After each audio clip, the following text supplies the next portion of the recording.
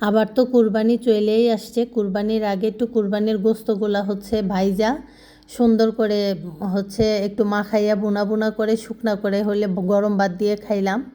আলহামদুলিল্লাহ, আমার তো খুবই ভালো লাগছে। আমার মতো আপনারাও এইভাবে খাবেন।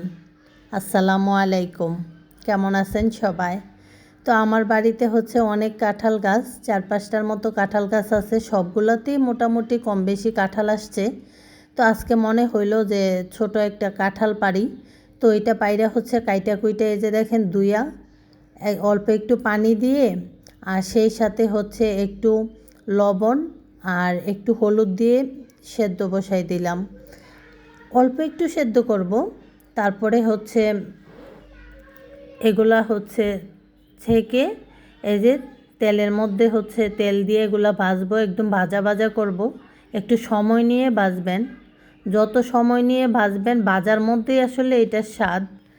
তো আমি হচ্ছে একটু সময় নিয়ে ভাজছি, অনেকক্ষণ সময় নিয়ে ভাজছি। তারপরে এই যে দেখেন আমরা যেভাবে মাংস রান্না করি, একদম মাংসের মশলা সব কিছু দিয়ে এইভাবে হচ্ছে মাখা মাখা করে এটারে রান্না করবেন। আর এটা চুলা আঁচ হচ্ছে হালকা দিবেন। তারপরে এগুলা যখন একদম তেল মাখা মাখা হয়ে যাবে, তেল উঠে আসবে, তখন হচ্ছে নামাই ফেলবেন। আর হচ্ছে গরম গরম ভাতের সাথে খাবেন। আপনারা তো একদম পাগল হয়ে যাবেন আমার মতো। আমার তো খুবই ভালো লাগছে, আলহামদুলিল্লাহ।